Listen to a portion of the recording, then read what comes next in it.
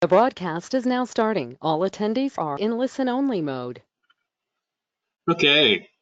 Hey, everybody. This is James Cochran with Community Farm Alliance. I am the Farmers Market Support Program Manager. And welcome to the Farmers Market Matters Market Manager Best Practices webinar. Let's see. So today's going to be a little bit different than our typical webinars. I'm going to try to encourage, well, I'm hoping to get a lot more interaction from the audience at the end of the webinar, because I've managed markets for a good amount of time, but I also haven't done it for a few years now. So there are definitely things that happen at markets that I want you all to share with each other, and I think this is a really good space for that. So couple of things before we fully get into the webinar itself. I wanted to point you all to your control panel, which you can find if you're using a Windows machine. You can find it down here on the control panel, or on your taskbar of your Windows or your Mac computer. You can always find it by clicking on that icon. Now, when you're there, you have a couple of things at your disposal. You can submit questions. There's a drop down for questions. You can submit questions there.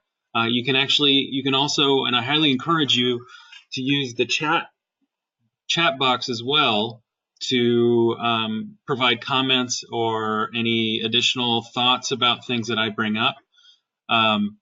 You're more than welcome to do either of those things. And if you have a microphone set up on your computer and you know that it will work, feel free to raise your hand and I will unmute you so you can provide comment. I think it's a really useful tool if you have it on your computer. So don't hesitate to give that a shot. Okay, so a little bit about myself. For those of you who don't know me, I managed farmers markets in California for 8 years. When I left, I was the regional manager for the Pacific Coast Farmers Market Association. I oversaw the markets in the San Francisco and San Mateo County region, which consisted of 18 farmers markets. The advantage that gives me for today's webinar is that we ran markets in a ton of different places, a ton of different types of neighborhoods, settings, and relationships with sponsors, government, all sorts of things. So, we saw a lot of things that worked. We tried a whole lot of things, and we also had to really develop good systems. So, a lot of what I'm talking about is going to be sort of setting up your baseline for moving forward, and then some of my favorite tips and tricks that I've gleaned over the years as a manager. And that's where I really hope that you guys can also provide some good additional tips, or maybe even challenge some of the ones that I have, because they may be out of date. Well, I'm more than welcome to hear that. So, let's see here. Okay, a couple of shameless plugs. We are recording this on YouTube. We are recording this to go to YouTube, so you can see all of our YouTube videos at this YouTube channel, and we have a Monday Market Matters playlist. We typically have these webinars on Mondays, but the last few have been on Tuesday, so we may change that name. Anyway, one of the more relevant ones for today's webinar that's worth looking at and going back to is a webinar called Making Your Market Manager Matter. And we discussed a lot of things that we're going to touch on a little bit here today as well, but a little bit more in depth about developing SMART goals, SMRT. and those goals will the most important element of those is that they are achievable, measurable, um, reasonable to assume that you can get done, and they are time based. So um, you that's what that's mostly about in that webinar. We also have a Google group. If you are not in our Google group, I encourage you to go to this webpage, go to the link posted in the presentation, as well as our Farmers Market Manager group on Facebook. We also have a Farmers Market Toolkit. It needs a little bit of updating, and it will happen, but what's there is great. And when it gets updated in the coming week or so, it will be even better. So I highly encourage you all to take a look at that. And finally, the Farmers Market Coalition Market Manager FAQ page is full of really great information as well. You know, they go in some great depth with some stuff that is really helpful for markets looking for very specific answers to challenges that they're encountering. And finally, one of the other things I want to point out to with your handouts is in the control panel. There's a handouts drop down, and you'll see 3 handouts. One of which is today's presentation, where you can find all the links. So if you really want to click on those links and not type in all of these especially challenging and annoying numbers and characters, you can find them right in that PowerPoint. Okay. Let's see.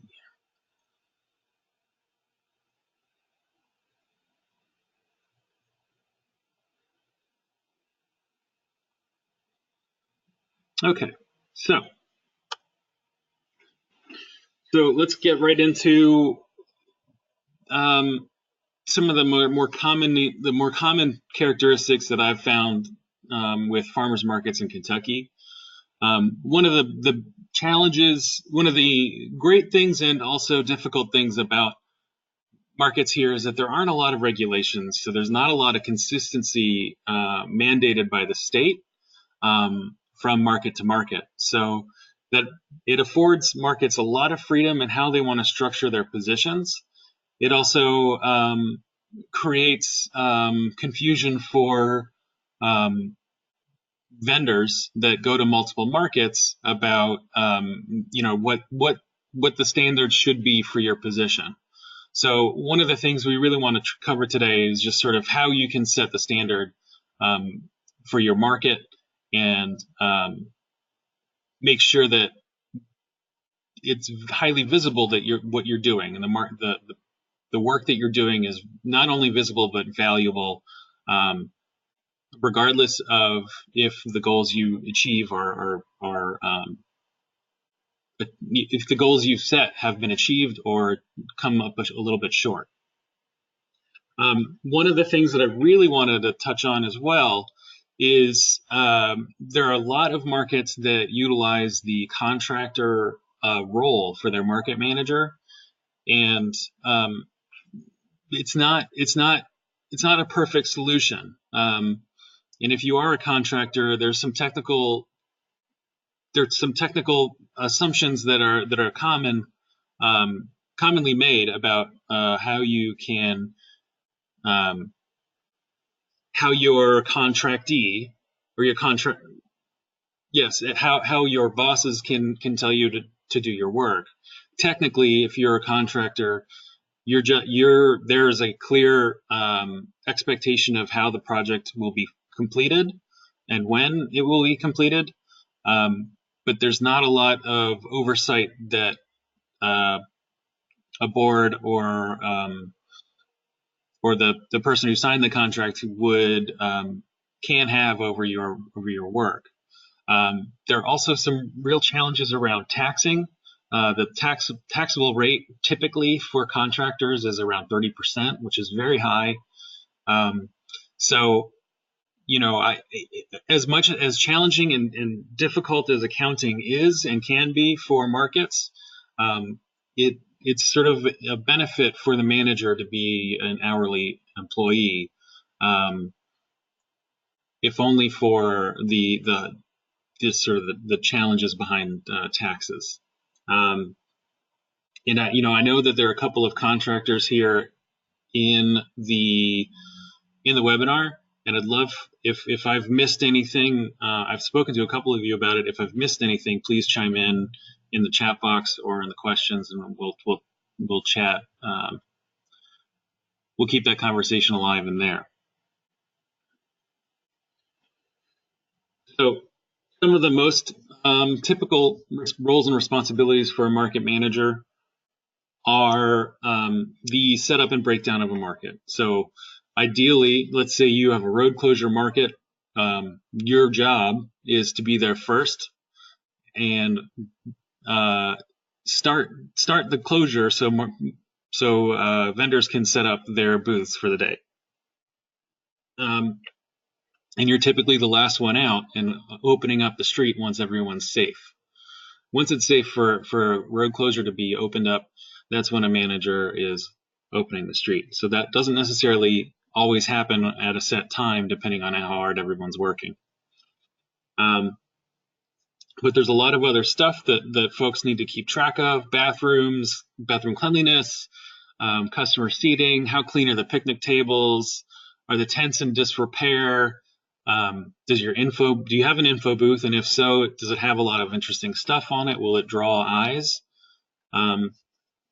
You also, we at Community Farm Alliance run the Kentucky Double Dollars program for the state. So we are, there's a lot of work around double dollars, which is part of the reason why we offered our market manager cost share. And you're typically sort of the face of the market, the champion. So people come to you. When I managed markets, people came to me asking about what the coolest thing in the market was that day, and people would come to me also asking, what in the world is this thing? Like I don't see it here often, but things like bitter melon or Chinese long beans. So ideally, the market manager is someone who can demystify odd-looking vegetables. I mean, I think the most common one here might be kohlrabi, a little Sputnik-looking broccoli thing. So having a good way or a way to kind of demystify those sorts of vegetables for customers that may be suspicious of trying new things is a really valuable thing that a market manager can bring to the table. And there's as well, not only that, but that you also need to be a promoter. So typically the manager is the one managing the Facebook group. If you have an Instagram account, or not Facebook page, excuse me, not group, maybe even a group as well. I've seen a couple of markets that have a group for vendors so that they can coordinate with each other there. But the manager is also doing press releases, running advertising, and also making market days special through creation of new events like scavenger hunts or booking music, local musicians or kids activities. Some other typical responsibilities, and these are not as common around the state, but there are pockets of markets that do some of this. The volunteer program, there's some really successful ones. I'd highly recommend that you look at the Community Farmers Market in Bowling Green as an example. They have a really great volunteer program, and they do a great job. Actually, now that I think about it, we have in our toolkit, we have some stuff about running a volunteer program that's worth taking a look at. There's a method to creating one so that it has a nice structure to it, so you're not just managing or herding a bunch of cats. And that's the biggest challenge with volunteers is making sure that they know what they're doing and they're doing it. I highly recommend that market managers also consider delving into the world of food safety.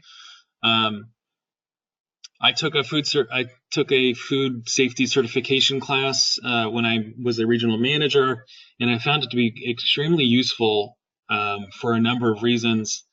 The most important of which was it helped illuminate some of the more obscure, well, less obvious reasons why you need food safety, but that are equally as important. The most important being that you never know who has a compromised immunity just by looking at them.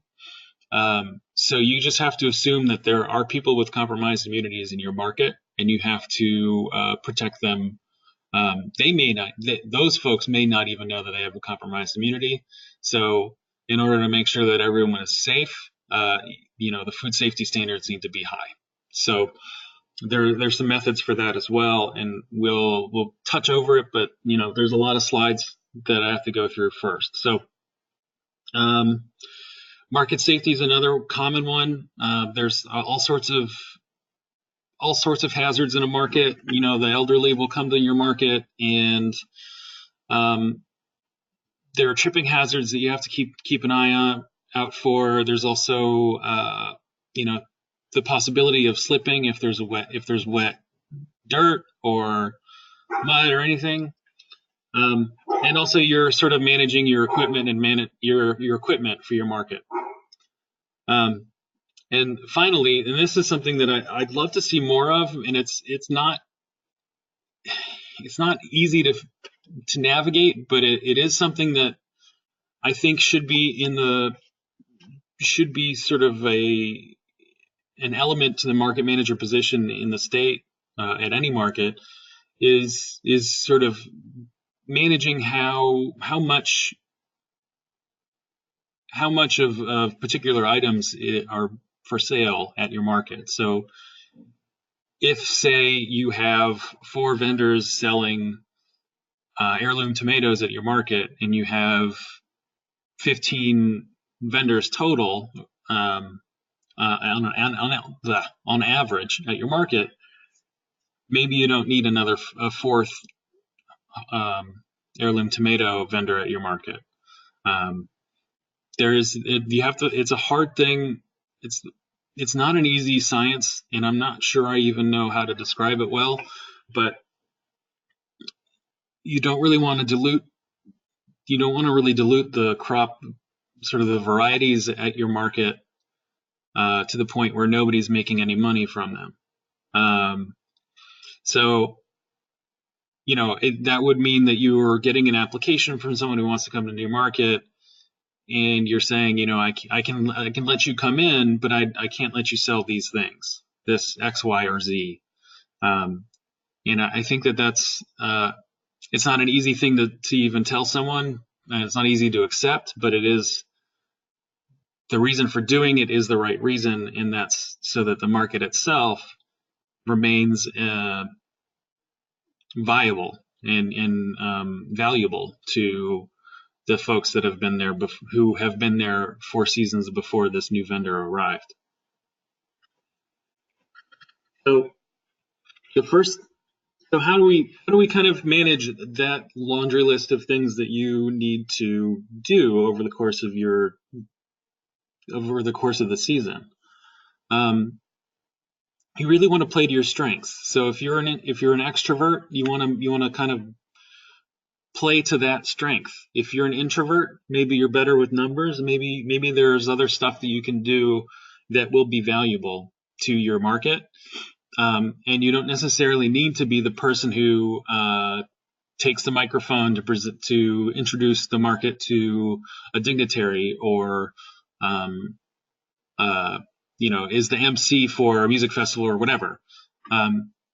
There are other folks consider the whole market as your team. There are other people there that can and will be are willing to do the things that you may not be best at. So don't be afraid to look for partnerships within your market, and don't be at the very least be comfortable with understanding what you're not good at, and be willing to discuss that with folks if there are things that you need to get done and you're not necessarily confident that you can get them done quickly or well.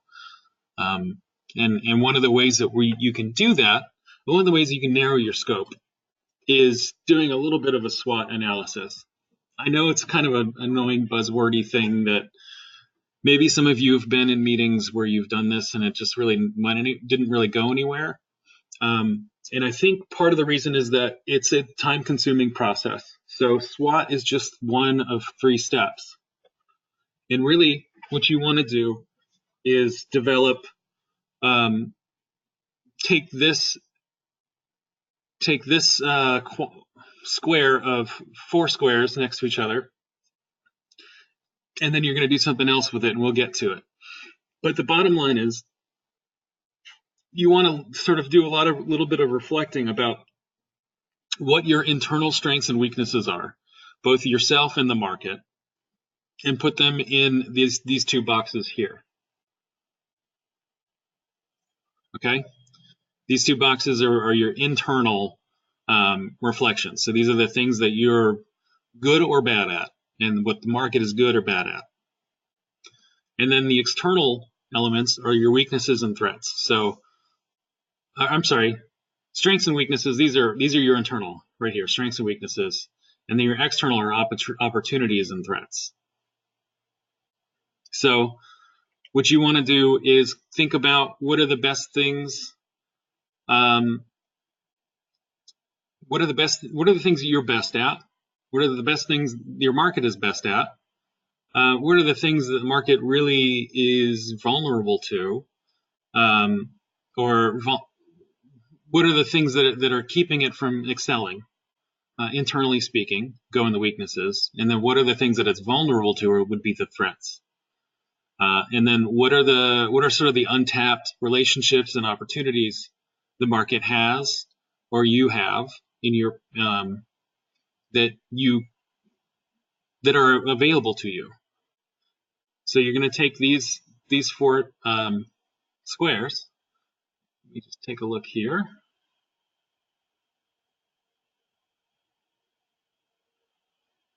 Okay, Mandy, I will get to your question in a second. I'm just going to get through this chunk and then I'll hop back to it. Okay.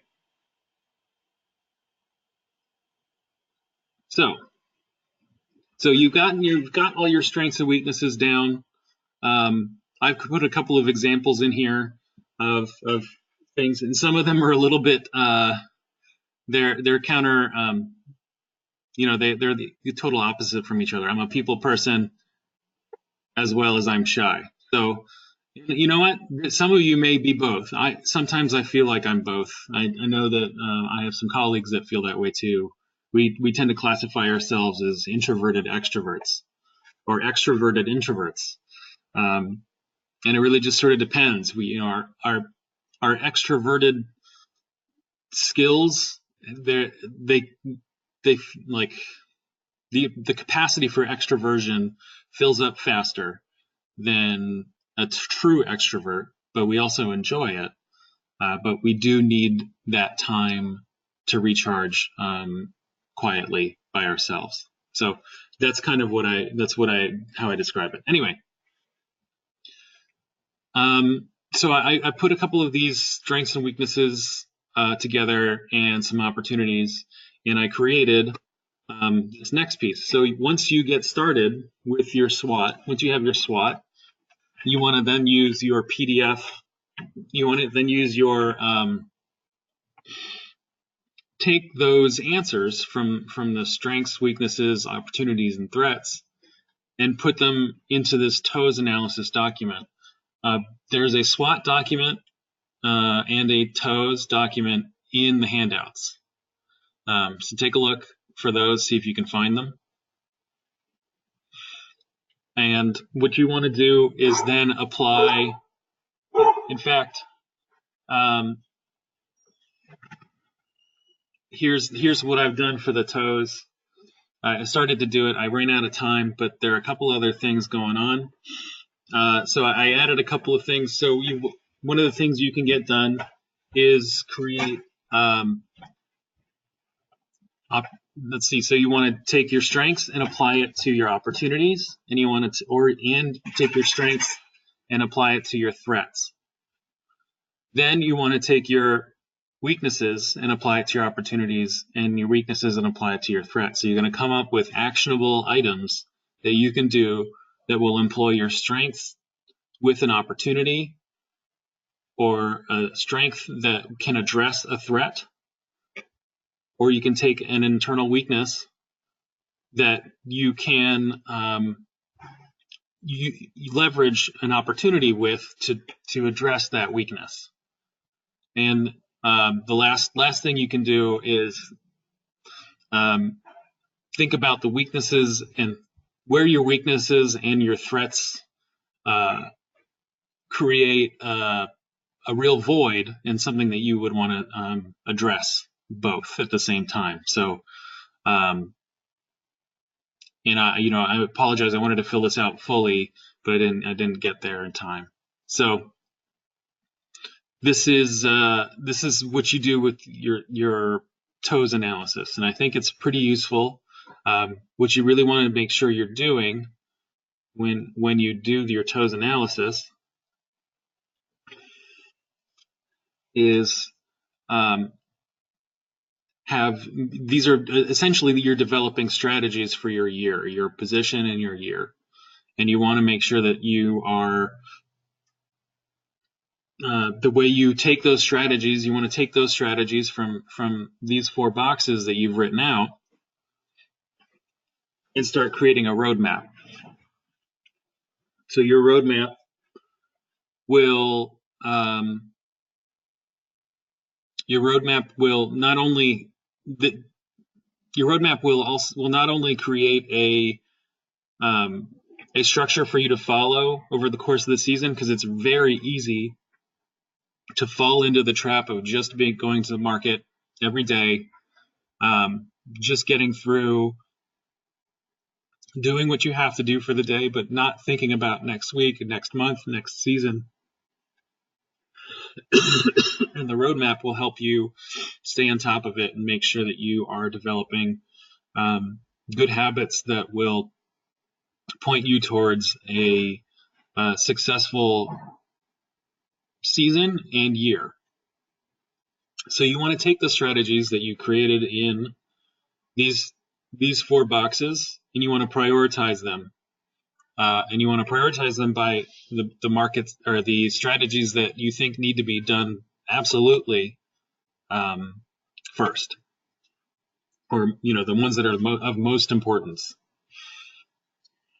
Then you want to take those strategies and put them into apply them to sort of a balanced scorecard, because some of these strategies are going to be big picture kind of thinking, and they aren't necessarily just you, but something that the market as a whole needs to do. And so you need to take a look and filter it through these 4 categories. The first is, do you have the people in place to get this strategy, to complete this strategy? And the answer has to be yes. If it's not, then you need to find a way. What's a scaled down version of that strategy that you can achieve this year, that will get you closer to addressing that higher, bigger priority version of that strategy. And the same thing applies to, if it's yes for you have enough people in place to make that happen, make the strategy happen. You want to take a look at do you have the operational capacity to get this done? So in a lot of cases, a very common case with farmers market managers in this state is that they don't have a lot of time outside of market hours to do much more than just go to the market.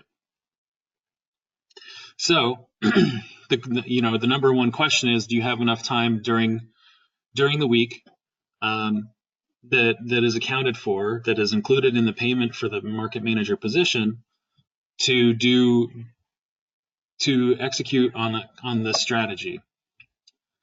If the answer is no, then what's the scaled down version of that? And if the answer is yes, fantastic. You want to take a look. Then you want to start thinking about what the measurables are for that strategy. How are you going to check to make sure that the progress of this strategy, or you're going to make sure that the strategy is progressing the way you want it to. So that can be crowd counts, it can be estimated sales, it can be double dollars redemption rates, it can be anything. It just needs to be something that you can seek out and get data. It can't just be sort of, well, it seems like it's going okay. You need to know, okay, well, we ran ads this year. One of our strategies is to run more ads through Facebook. So there are a ton of measurables you can get from Facebook impressions. That's super helpful. And then you get to take a look and see if that made a difference financially for the market. So you want to find a measurable indicator for the benefit of the market. One of the other biggest challenge that we have here in the state is that there's a high reluctance to share sales data, or vendors to share sales data with markets, which is completely understandable. There are a lot of folks that are in the cash business for a reason, and they want to stay that way. But one of the things that we really want to do is the only way we can make these markets better, and the way we can make our markets better, is by really understanding what's happening with vendors.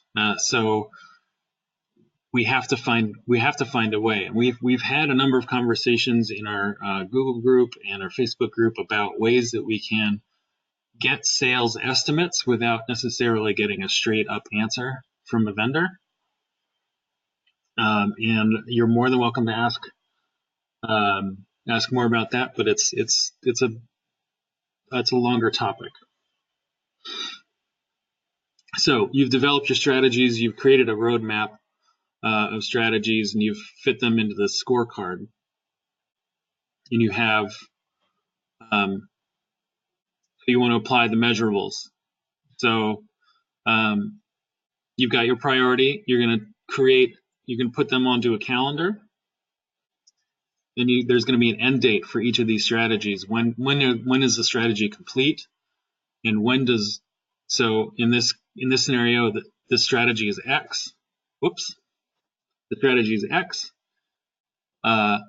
When does X happen, and when does Y need to be done for X to happen? So you're gonna take a look at the calendar and work backwards from the completed date, and think through when these strategies need to be completed. When the steps for the strategies need to be completed for the full strategy to work. Then you want to take a look at ways to check for progress. Are there ways that you can check to see how the Facebook ad campaign is going, and see if there are any tweaks that need to be done at certain points along the season or along the length of that strategic plan? So you want to create performance indicators. That's essentially what that is. So, if you want to do if you have a season goal of growing your crowd counts by 10% over the course of the season, maybe you want to check to see how things are going on let's say by mid-July. You want to see if you can compare it to last year, if you have records for that. Or maybe your performance indicator, maybe you're just setting the baseline this year for crowd counts. And that's just a check to see how things are going, to make sure that your crowd count system is working and it feels like it makes sense. So there are a couple of things that would be helpful for your market to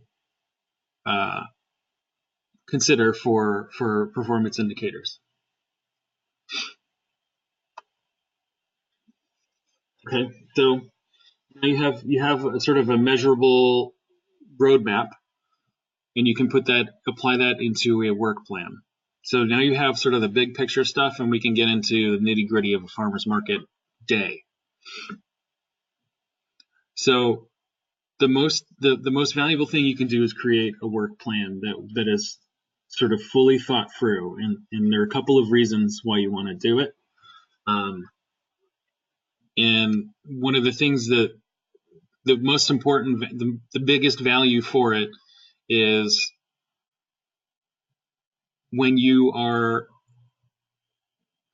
if you are, say, you've come down with an illness, for example, and you need a lot of help with work, you have something to point people to help you get the work done that needs to be done in order for the market to thrive. It's not just going to be you're giving the market every opportunity to continue to thrive without you, even though you are not there to help the market thrive. So those are sort of that time off for you doesn't become, well, we're just going to hang on for our dear lives and hope that the market doesn't fall apart while our manager comes back. So the things you want to break down are sort of the day-to-day operations. You want to have your market day operations and your I put it in quotes, office days. So you have basically your planning day and your market day. And you don't necessarily need a full day for every market day. I think it's really nice, and there's a lot that can be done if you are an efficient worker, to give yourself a full planning day to get all your data in order and all of your steps in order for the market itself. So you want to break down. This is something you just want to write down a list of all of the to-dos that have to happen over the course of a week, either in the market or in the office, and you want to write them all down. And then you want to write down all the things that happen on in other patterns, say monthly, quarterly, bi-weekly, etc. And you want to write those down. And then you want to put them all into a calendar and figure out when there's time to do all of it. And this will give you some freedom to kind of find where the gaps are, where the opportunities are to not only put in time towards your strategic plan that you've put in place or that you've started to write, but also other things that you can try. It's opportunities for experimentation to see if there are new innovations that might work for your market. So just having a nice cohesive work plan can make a big difference to developing not only your market but your own sort of professionalism. So one of the other things that you definitely want to do is include a progress check for your work plan into your work plan so that you're checking it. Make sure that it's in your workflow to check the work plan. One of the habits that my colleagues and I, we have our own work plan for the program. And one of the habits that I have is I often forget about the work plan, and I know a lot of it, and we get everything done, but there are definitely times where oh yeah, we haven't checked on the work plan in a while. And that's something that it's a lesson that I've learned, and I'm trying to counter. And I highly recommend that you include that into your to-do list, your day-to-day operations, or maybe it's every month you check in on the work plan to see how things went. Other thing that you want to do for your market. So now that you have your work plan, you've got the makings of a standard operating procedure for your market day. So it doesn't need to be extra detailed like this example where 6:45 arrive, 7 o'clock close the street. But having some kind of document that goes through what the day looks like, a snapshot of the day of the market, will make a big difference for your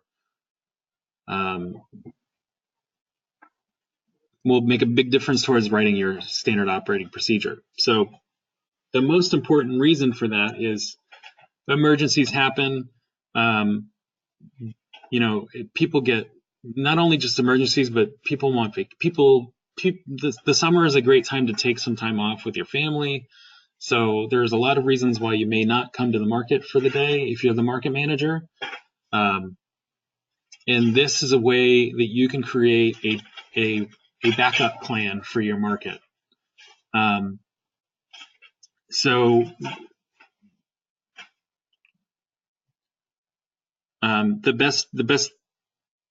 That's the best case scenario. And lastly, one of the really valuable things that it does is it gives, if and when the time comes for you to move on from the market itself, it gives the next manager a step up on getting started. There's a lot of institutional knowledge that you've developed over the course of the season, and giving that to the next, you're the next person in line for your position.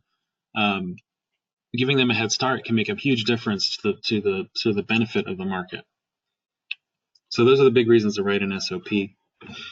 And I'd be more than happy to talk to anyone about an SOP if you want to draft one. If you want some eyes on one, I'd be happy to look at it myself.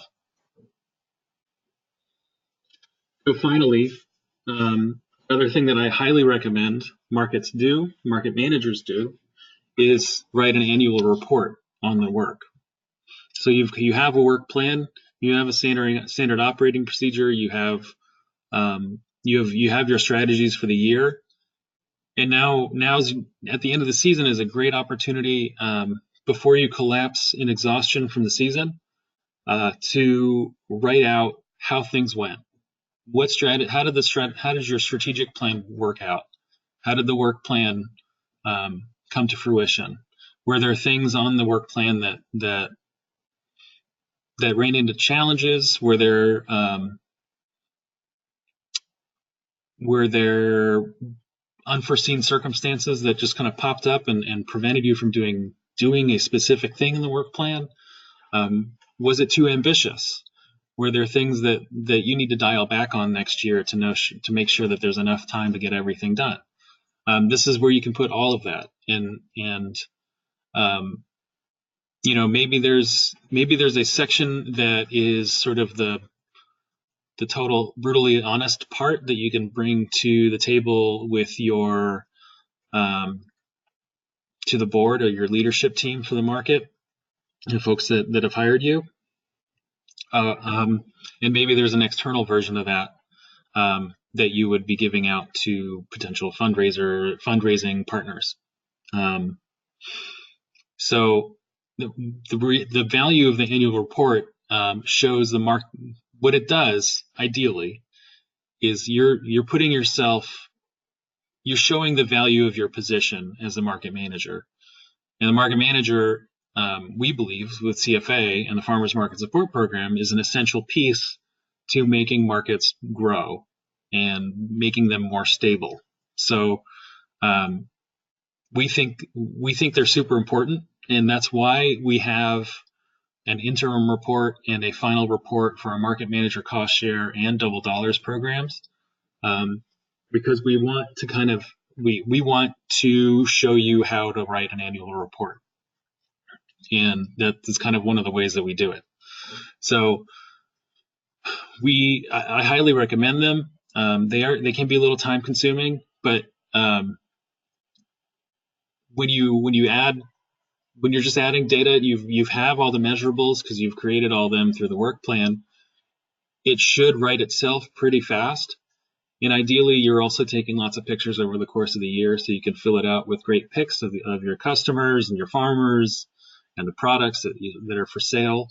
And it becomes a beautiful document that you can share with potential partners in the future and also existing partners. And they that kind of document displays high level of professionalism, and will endear you to folks that have deep pockets. So I highly recommend you do it. The final thing that you want to do is, and this is probably what you want to do sort of in the internal version of your annual report, is just be honest about your successes and failures. And maybe this is just something, an internal document for yourself. If something didn't go the way you wanted it to go, be honest about it and think through the reasons why it didn't work. You don't need to come up with excuses that are just sort of half baked. If they didn't work, there's a lot of reasons, but the first one you need to think about is what is it that you could have done better, or what is it that you did not have time for? And be brutally honest about how much time and availability you have for the position and the work. There's a lot that happens over the course of a year. There's a lot that happens over the course of a market day that can totally derail all the things that you wanted to get done. So, in that's okay. It's the nature of retail. You never know who's going to show up on a market day and what's going to happen. There could be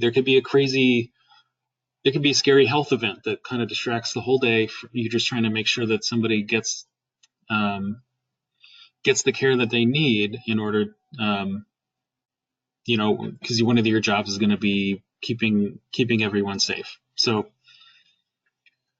one of the ways you want to look at it is through being honest about your successes and failures. So you want to do some questions about the projects and goals that you've created through your strategic plan. Was it successful? Yes. If yes, then how can you make it better? What could have been done better? What could have been prevented from? What could have made it even better? So, and if no, was it even achievable? Was this idea just way too big? And was the capacity there to begin with? And if so, then how can you? What got in the way of the capacity getting fully employed for this strategic plan? So these are the kinds of things that you want to include into your annual report to some degree. But ideally, your annual report, if the one that you're sharing externally is going to be you're painting a picture that's a little bit rosier than you might need to do internally, because you want externally, you want to celebrate your successes, and internally you really want to sort of take a look at where the successes could have been better, and what things didn't quite make the cut, and need to be adapted for the future or scrapped altogether. Finally, try new things. Don't be afraid to try new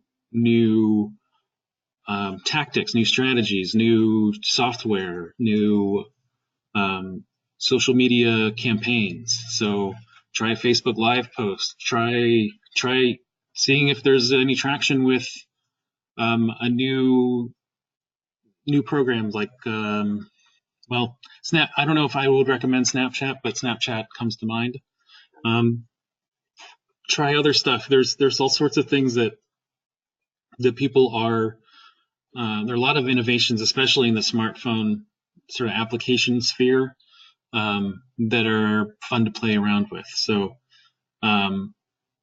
take a look at things you've never would have tried or never have tried before. I've done watermelon seed spitting contests at market, and I've gotten mixed mixed reactions about that. Some people are weirded out by the idea of anybody spitting anything at the market, and other people think it's kind of a fun idea. There are a lot of lessons I learned from it, including trying to use butcher paper as the way to mark the distances, and wind don't really mix. So, but I wouldn't have known that unless I tried it. So, if I were to do one next time, I think I'd try to find a different way of doing it. Maybe a nearby field and get some of those landscaping flags or something to kind of show where people the distances that people spit their seeds. Anyway, just think outside the box. Try to invite famous people. They don't even need to be locals. They can be, if you know they're coming to town, like a celebrity chef or something, or a famous band is coming to town. Invite them to the market. See if you can find a way to contact them and invite them to come to the market. The bottom line is don't be afraid of failure, with not only with experimenting but also setting your strategic work plan. You want to, in a way, you kind of want to seek failure out, because if you're not trying to find where the failure point is, then you're not necessarily looking for improvement. So by finding failure, you've found the next step in developing yourself and the market. So adapt at those failure points. Okay, so now we're going to get into some of the best practices details here, and I've managed to talk for a full hour already. I apologize, guys. So Mandy asked, what is a market manager's responsibility when it comes to checking certifications? Do we ask for copies and verify if they are missing or anything? Does a clause in our bylaws stating the farmer is responsible for attaining applicable certifications protect the market/market manager from any legal issues from the farmer if the farmer is not up to code? Well, Mandy, I think I actually was involved in the writing of your regs. So I believe that you are in the clear by sort of stating in the rules that I believe they have to sign that document that says that they are responsible for self-regulating, and that does clear you from liability. I don't know of any sort of legal case where that's been tested, but it should take care of any liability issues in that regard. I do think checking for certifications and calling people out on it is an important role of a market manager, but there's a definite strategy that you want to adopt when it comes to creating when it comes to checking for certifications. So, one of the more common things that people forget about is the checking the scales to make sure that they are certified by the Ag Department. Those stickers are, I don't remember how, I think they're good for 2 years here, but it may be only 1. But those need to be checked, and they can technically create problems for the market if someone is not using them correctly. Suzanne says most farmers markets require them to display their certifications. It's part. Yeah, so there are some certifications need to be posted in order for you to sell as, say, organic. You have to post your organic certification.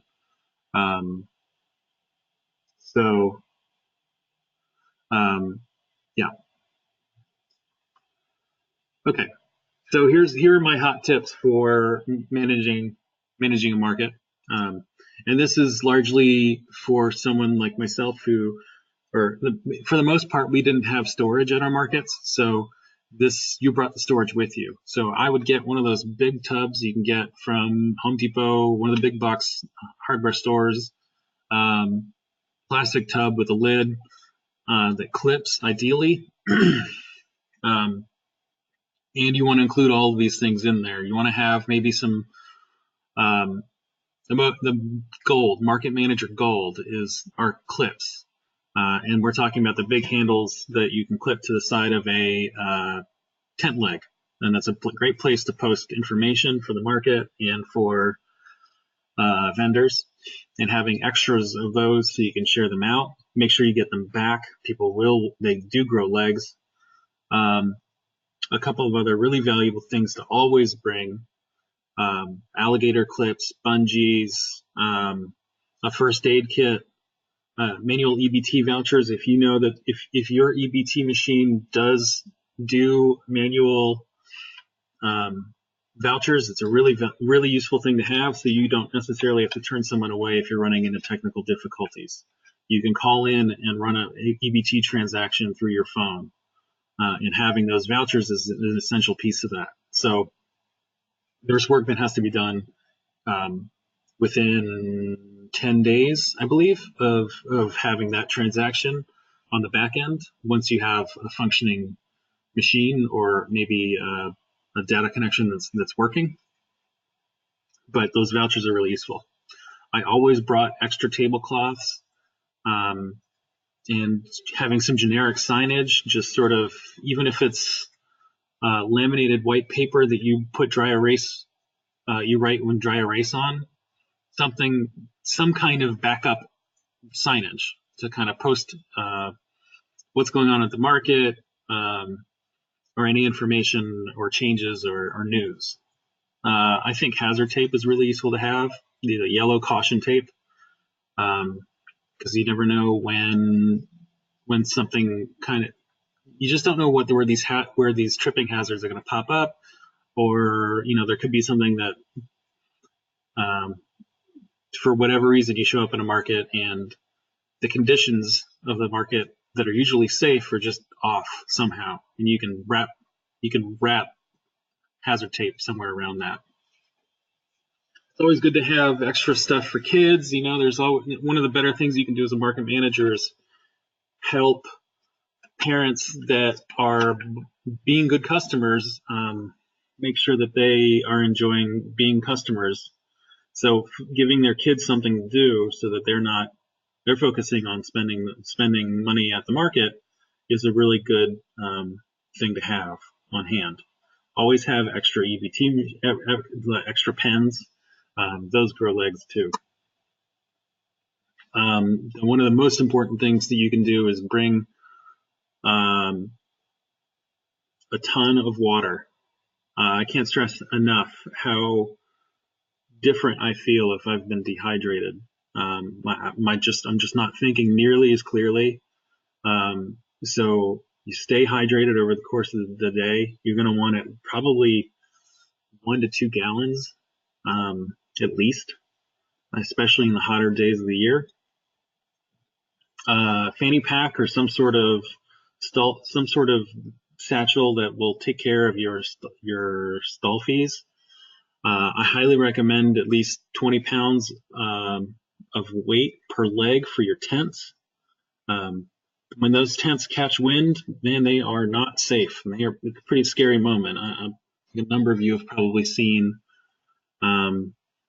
tent legs you've seen tents blow away in the wind, and it's a scary sight. And I know that there's some people who've been severely hurt by that. So get ahead of that. Don't wait to see it before you do something about it. Please weigh down your tents and make sure that your market as a whole has adopted a good strategy for making sure that no tents are going to blow away. Closed-toed shoes. Try to avoid just wearing flip-flops. I know it's really nice on hot days to not have to wear socks and shoes and stuff, but you don't really want to mess up your toes either. So I highly recommend closed-toed shoes. and have on a clipboard, bring a clipboard and have backup copies of your rules and regs, your application, your redemption logs, and a map of the market. And the map of the market can just be hand drawn, just so people know. So you have like a point of reference to show people what's going on and where to go. I also highly recommend broom and dustpan, because one of the habits we developed within my old organization was the goal of leaving a market space cleaner than we got it. And so over the course of the day, we try to clean up stuff and make sure that there wasn't a bunch of leftover leaves and composty stuff that's left over from trimmings from onions or broccoli or whatever. A hand truck is really useful. Traffic cones are super useful. We'll get into some of the other stuff. Soapy spray bottles, a good thing to have, especially if you have folks using propane and you want to test the propane connection to make sure that it's not leaking. And that fire department will ask you about that if you've ever had the fire department come out. I think I spelled extension cord wrong. Having an extension cord is also really useful. So at this point, I'd love for everyone to sort of chime in with some of their thoughts as we go through these. We're running a little bit long, and I apologize. But I want to just sort of go over a couple of some of the things that I've learned the hard way over the course of the year, over the course of my sort of career as a market manager. And I'd love for you to just chime in with other hot tips and tricks that you've got. So I'm going to kind of sort of lightning round this. So if you have a market where it's a drop-off, so the vendors are leaving their product, they're dropping off their product and parking their vehicles elsewhere, one of the things that I can't stress enough is making sure that all vendors understand and know that they've got to break down as completely as they can before they go get their vehicles. The moment that if they leave their booth completely set up and go get their vehicle, I tell them to turn that vehicle around and break down first. There's nothing more frustrating than seeing farmers and vendors not think about everyone else around them at the end of the day. So what you really want is to keep congestion down so everyone is getting in and out as quickly and safely as possible. And the way to do that is that folks are just paying attention when they have their vehicle next to their booth and they're leaving. They're doing so. All they're doing is loading up their vehicle. They're not breaking down everything and then loading up their vehicle while their vehicle's next to them and blocking the way for everyone else. So we are in an election year. Go vote, by the way. Everybody go vote. Today, the primaries are today, so make sure that you register your opinion for the folks that are running. In election years, I highly, highly, highly recommend that you can create a free speech zone of sorts. Make sure that it's at one end of the market. And make sure that you are not giving the appearance that you're supporting or endorsing or even not endorsing anybody. You're giving a very neutral space for people to express their right to free speech, but they're also doing it in a way that's not going to disturb the market's day-to-day operations. I have some experience there, but we don't have enough time to get into it. The point is, just make sure that you have a plan for folks to come in and lobby for their candidate of choice and make sure that they understand what you're trying to do and why you're trying to do it. And it's not that you don't support this candidate or that candidate, but you need everyone to kind of play by the same rules as all the vendors. Another thing that I highly recommend is don't repeat tasks if you can avoid it. So if you're collecting stall fees, do it once. Or like if you're going around collecting double dollars, just do it once with everybody. Don't waste your time going. If you go at the beginning of the day, get up double dollars, and then they come back and do it to you 3 more times over the course of the day, that's a waste of everybody's time. Market day is your day to get things done quickly. So you're the manager. You run when the redemptions happen. So I like to do it at the end, with like the last hour of the market. I start doing all of the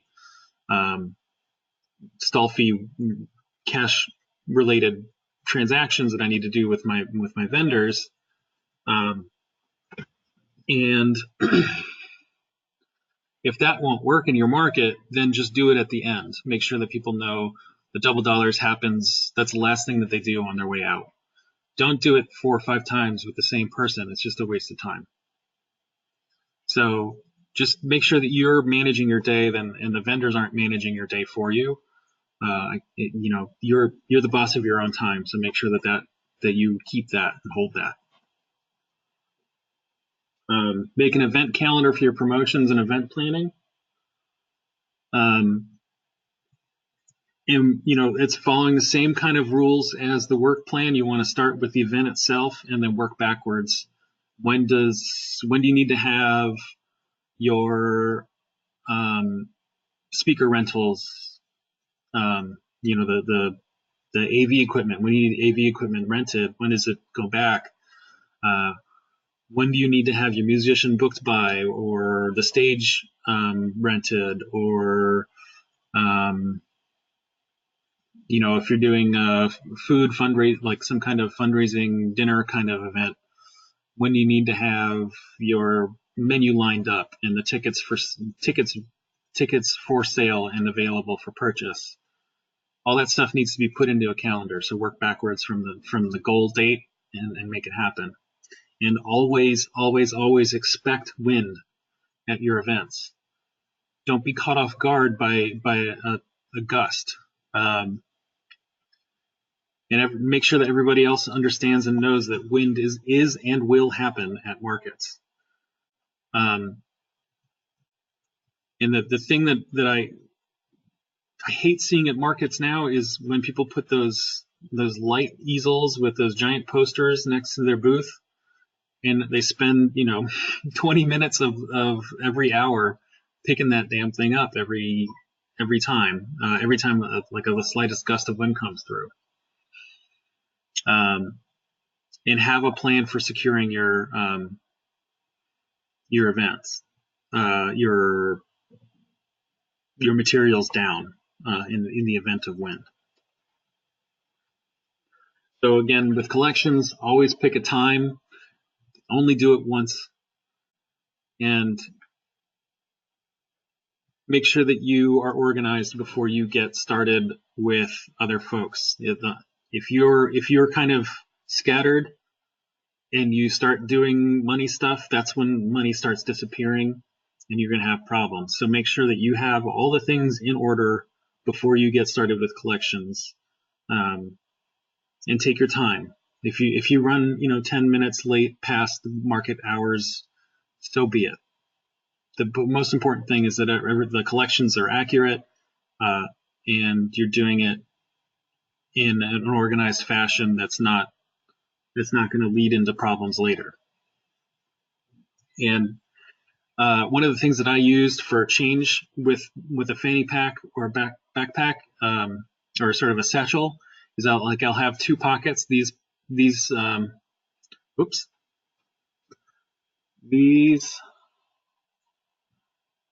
lines represent pocket linings.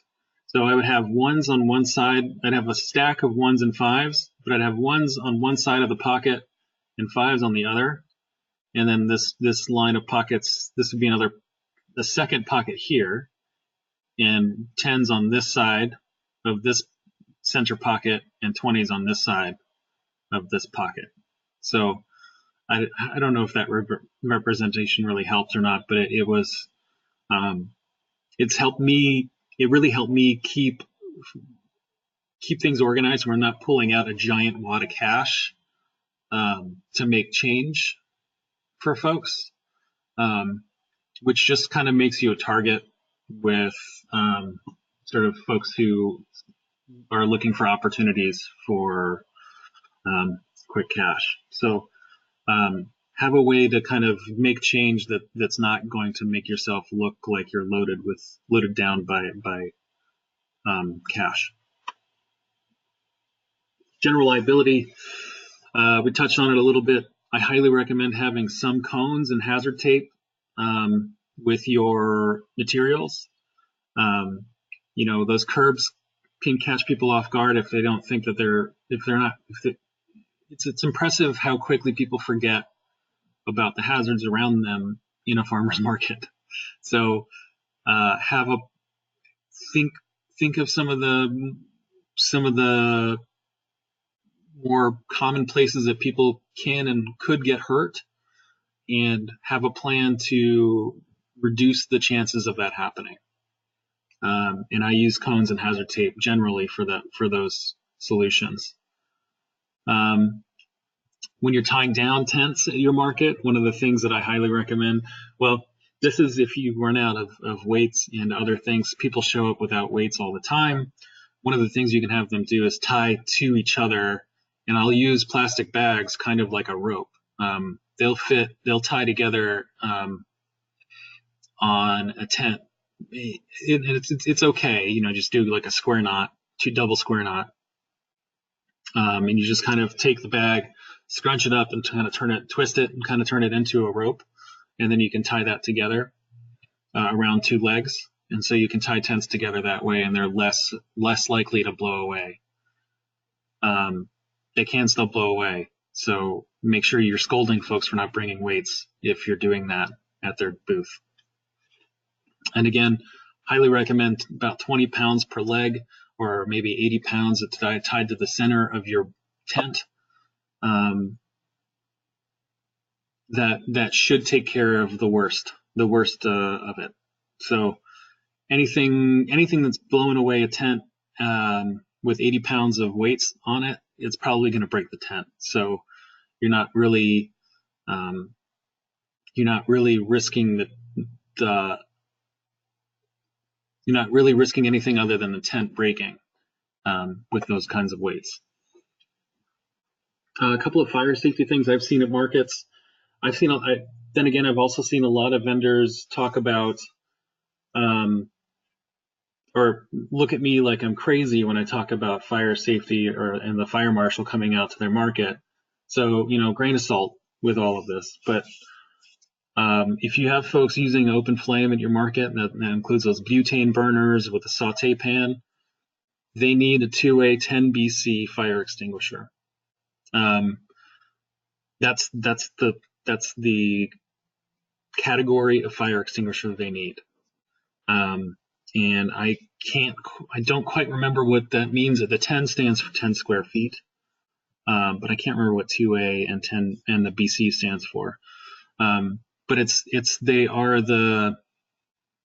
they're not tiny fire extinguishers. They're about maybe 1.5 feet tall by 6 inches wide.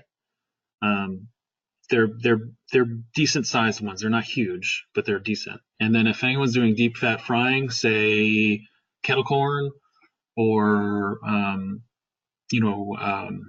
egg rolls or something like that, they need a Class K fire extinguisher that handles oil fires.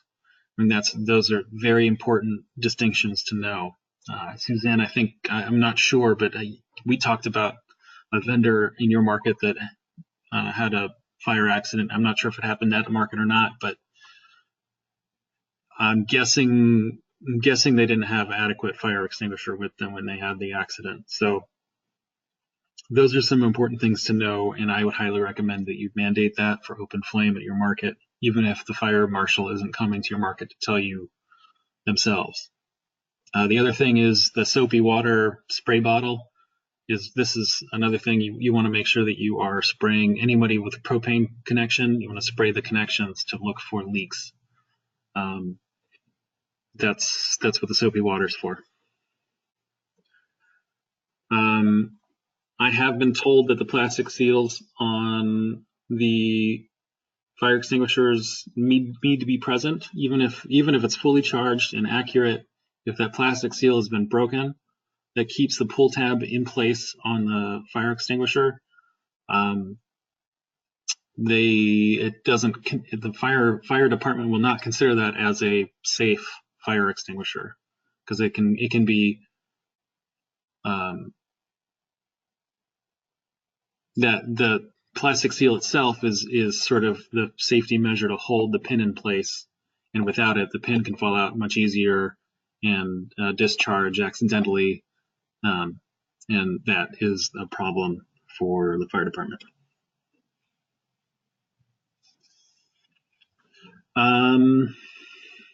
Okay, so I touched on this earlier. So bottom line is with food safety, you don't know who's got a compromised immunity. So really just be super careful and cognizant of it. I did SurfSafe certification, and it's good for about 5 years. So I'm lapsed now, but the knowledge is there. The SurfSafe itself is really designed more for restaurants, but there's a lot of applicable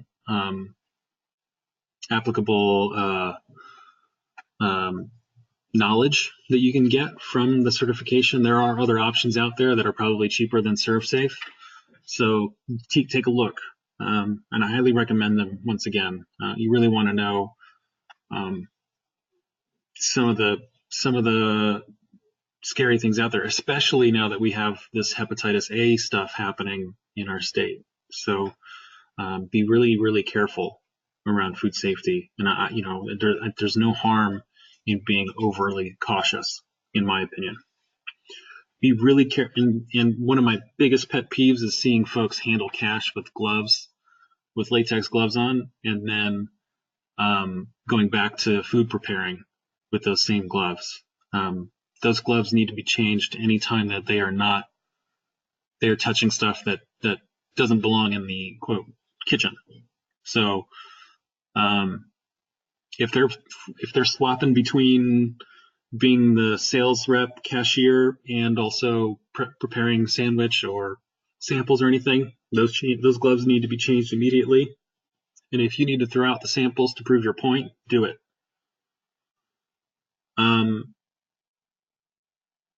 And there are a couple of tricky foods that you'd learn more about. But the bottom line is with tomatoes and melons, they can harbor harmful bacteria more quickly than other foods. So you want to make sure that the melons are on ice.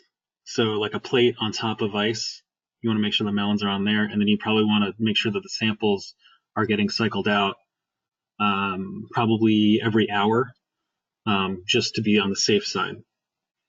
It's a pain. It stinks. But you don't want the last thing you want is someone to come back and say, I got really sick. I went to the hospital, or I almost died because I have this condition and I also had one of your tomato samples. Finally, fundraising, a quick plug. We had a fundraising webinar last week, or last month. And I highly recommend you go take a look at that. That's also on our YouTube channel. And make sure that you are, a couple of things that I highly recommend you think about is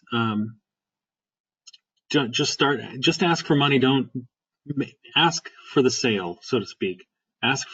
Don't be afraid to ask people if they'd be willing to donate.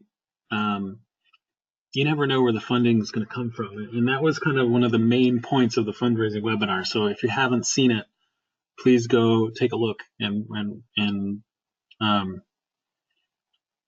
and see for yourself. There's some interesting stories in there in that webinar itself. So I thought we've run quite long here. So if there's anything else, anyone has any ideas or thoughts that they want to throw out there, I'd love to hear from you.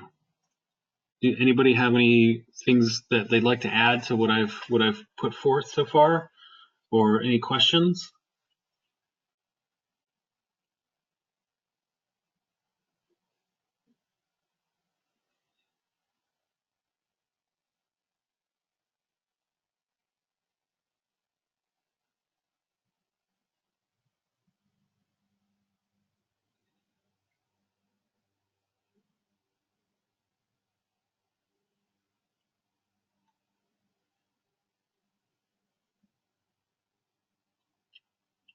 So thank you, Mandy. Mandy's got a suggestion for getting gross sales. One of the things she gets, one of the effective ways she's able to get gross sale numbers from vendors is by letting them know that those numbers will help them receive grants in the future. And that's an absolute truth. So one of the ways that you can pitch or sell the idea of getting some of the information may seem they may be reluctant to give, is by letting them know that there is a reward at the end of it. There's a reward for them and the market at the end of the rainbow for sharing that kind of information.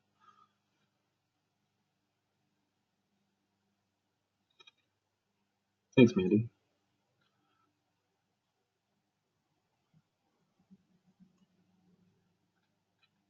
Any other questions or thoughts? Oop.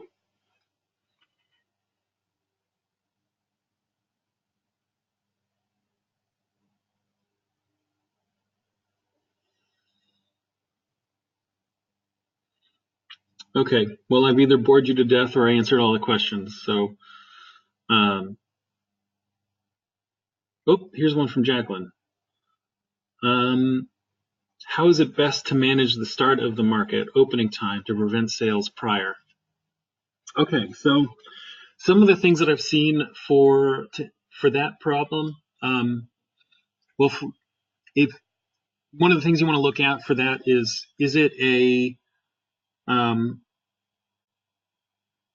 is the market like who wants this to happen? Like why does the market have to why do you have to prevent sales at that hour? If it's an arrangement you've made with your sponsor or downtown association or something like that, and it's just the way it is and it has to be that, then that's fine. But there's always it's worth looking into what's the risk, what's the harm. So if there is real risk and harm by doing so, by allowing sales before the opening time, one of the ways that I've seen it done in the past is sort of you set up clear parameters for the vendors. Maybe if a month ahead of time, you give them a memo that says starting next month, we will not, all caps, underline, bold, not allow sales before 8 a.m., 9 a.m., whenever the market opens. And you will know when you can start selling because we will provide a signal. And so that signal can be, a foghorn, a triangle, a big bell, something like that.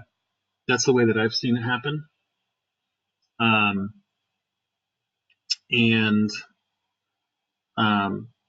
It works pretty well. There's some eye rolls that happen with it, and that's just the nature of the business to a degree.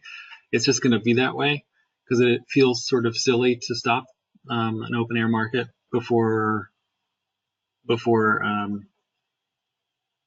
before the official hours, but it is the way it is for markets sometimes. So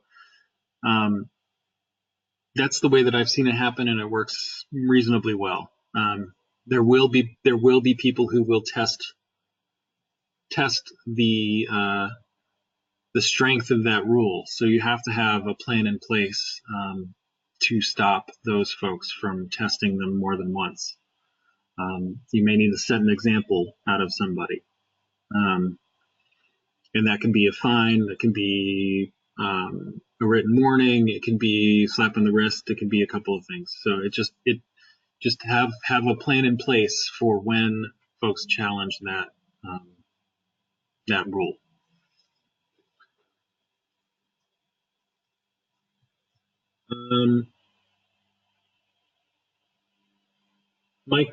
Michael asked, is it legal for me to post blue handicap parking signs during the market hours?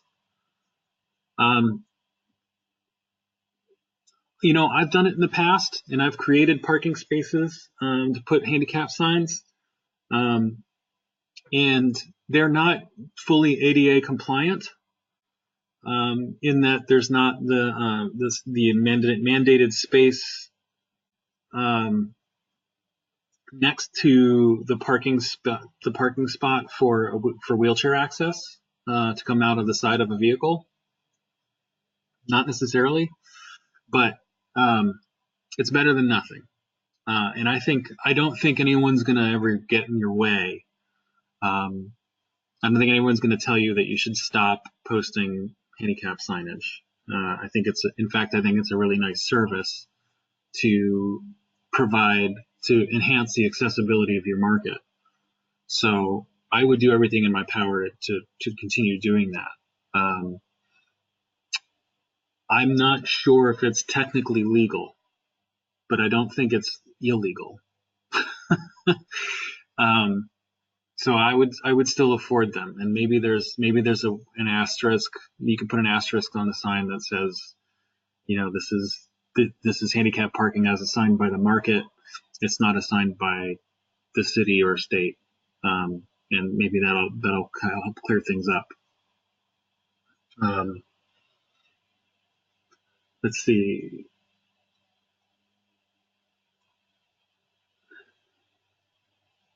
Mandy's got a tip that she likes to talk to all her vendors at the end of the market. Mandy runs a new market. It's been around for a year.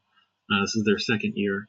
It's just she checks in with her markets, her vendors at the end of the season, at the end of each day, to check to see how their sales goals are doing, if they've met them, and sort of brainstorm with them on ways to help grow their business at the market.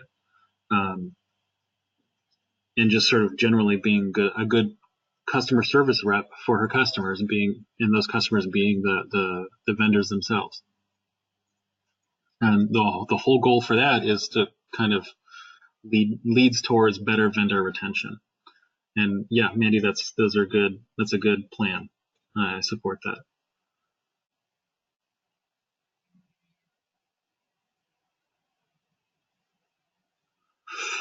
Is agricultural consultant the best IRS category for a market manager on contract? I'm not sure. This is where I'm maybe not as qualified as I could be to answer this. I don't know what the right IRS category is for a contractor position for a farmer's market manager. I've only ever been hourly. But Michael, I'll see if I can find an answer for that and get to you.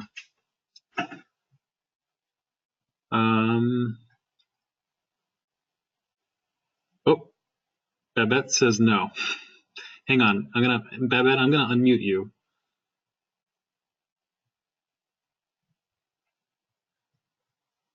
Oh, maybe can you unmute yourself, Babette?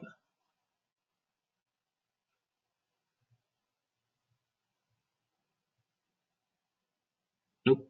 Okay.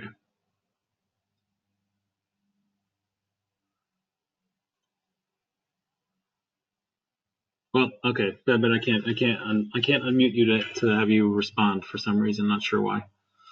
Um, all right. Any other questions, guys? I know we're running super long here, but this is the part that I think a lot of people came here for. So I want to make sure that I afford you all the time that you deserve.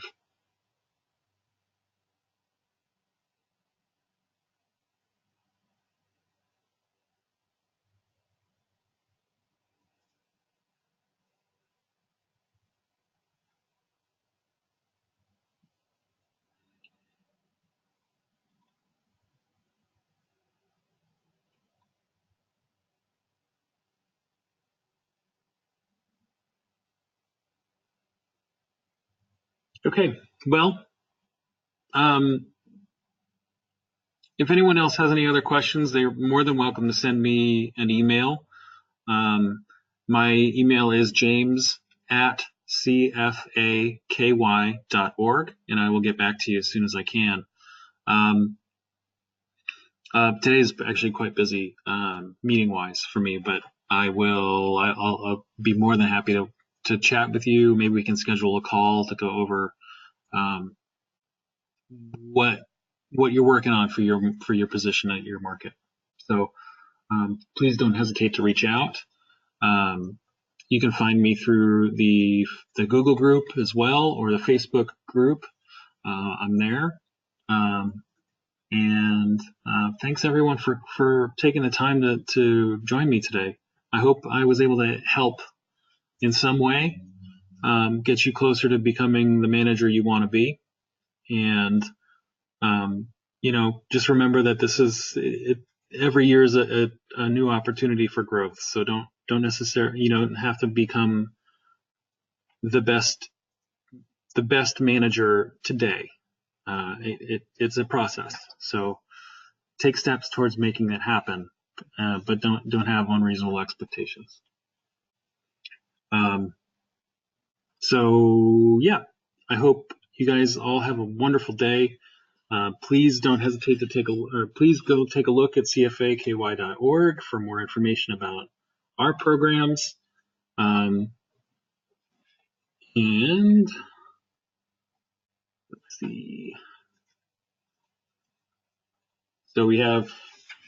So our programs, if you go to our website, here's cfaky.org, our farmers market support program. You can get to the toolkit right here.